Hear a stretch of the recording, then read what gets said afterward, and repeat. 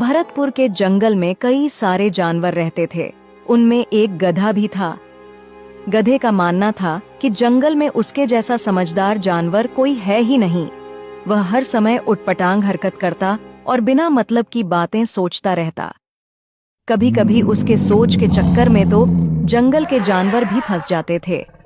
एक दिन, भाई वाह, आज तो हरी हरी घास खाकर मजा आ गया। मेरा पेट तो भर ही चुका है। अब इस पेड़ की छांव में थोड़ा आराम कर लूं, फिर आगे चलूंगा। ऐसा सोच गधा पेड़ के नीचे बैठकर आराम करने लगा और आराम करते करते इधर उधर की उटपटांग बातें सोचने लगा। मेरे जैसा बुद्धिमान इस जंगल में कोई नहीं, तभी तो समस्या आने से पहले मैं उससे बचने का रास्ता निकालता हूं। जैसे मान लेता हूं मैं यहां बैठा हूं और जंगल में आग लग जाए तो मेरा क्या होगा? मैं तो बेमौत ही झुलस के मर जाऊंगा। तभी उसकी नजर जंगल के दूसरे छोर से उठ रहे धुएं पर पड़ी। धुआं देखकर गधा घबरा गया। अरे, यह तो सचमुच जंगल में आग लग गई। इसका मतलब अब मैं मारा जाऊंगा? नहीं नहीं, इससे पहले कि आग मुझे अपनी चपेट में ले ले, मुझे यह जंगल छोड़कर किसी सुरक्षित स्थान पर भागना चाहिए। ऐसा सोच गधा घबराकर उठा और तेजी से भागने लगा। गधे को इस तरह बेतहाशा भागते एक सियार ने उसे देखा। वह गधे को रोकते हुए पूछा, अरे क्या हुआ गधे भाई, तुम इस तरह से क्यों भागे जा रहे हो? कोई खजाना मिल गया है क्या? अरे फालतू की बातें मत करो। कोई खजाना लेकर नहीं भाग रहा मैं, अपनी जान बचाकर भाग रहा हूं। वह देखो, पीछे जंगल में आग लगी है। इतना बोल गधा फिर भागने लगा। सियार ने देखा तो उसे कुछ दूर धुआं उठता हुआ दिखाई दिया। अरे हाँ, यहाँ तो सच में आग लगी है। धुआं देखकर सियार भी घबरा गया। उसे भी डर हो गया कि कहीं वह इस आग में घिर ना जाए। यह सोचते ही वह भी गधे के साथ भागने लगा। भागते भागते सियार को कुछ सूझता है और वह रुक जाता है। कहीं मैं गलत तो नहीं कर रहा हूँ? हो ना हो मैं कहीं उसी कहानी को तो नहीं दोहरा रहा हूँ जिसमें पेड़ से पपीता गिरने पर हिरण ने समझ लिया कि जंगल में कोई खतरनाक दानव आ गया है और बचने के लिए वह स्वयं तो भाग ही रहा था। उसके पीछे दूसरे जानवर भी बिना सोचे समझे भागे जा रहे थे। नहीं नहीं, मैं उस आग को बिना देखे यकीन नहीं करूंगा। मुझे उस धुएं के बारे में पता लगाना होगा कि आखिर वह धुआं कहां से और क्यों उठ रहा है। ऐसा सोच सियार उठ रहे धुएं की दिशा में चल पड़ा। कुछ दूर जाने पर उसे एक हिरण मिला। हिरण को देखकर सियार रुका और उससे पूछा, हिरण भाई, क्या तुम ये बता सकते हो कि वह धुआं कहां से और क्यों उठ रहा है?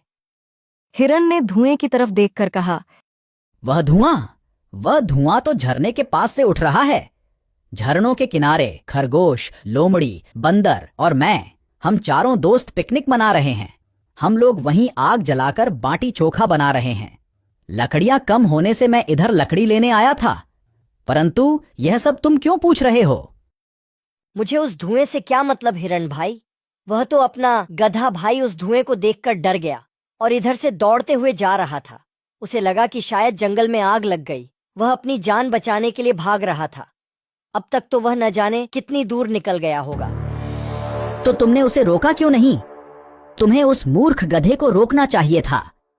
उसे रोकने की छोड़ो, एक पल के लिए तो मुझे भी उसने डरा ही दिया था।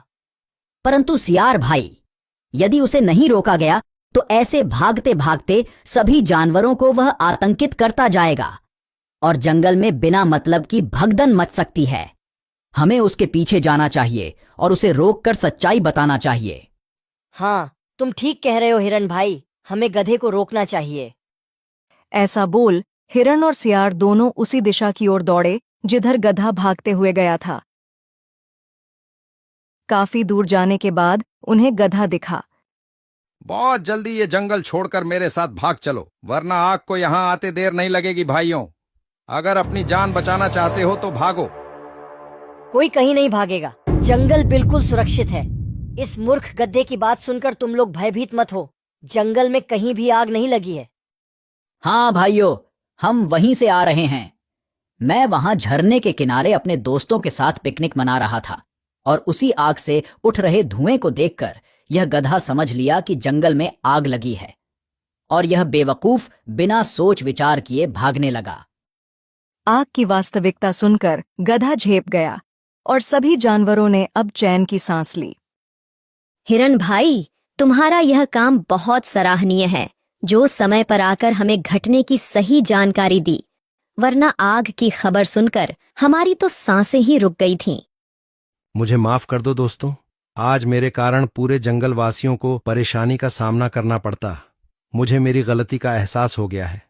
अब से मैं वादा करता हूं कि बिना सच्चाई जाने कभी भी कोई कदम नहीं उठाऊंगा।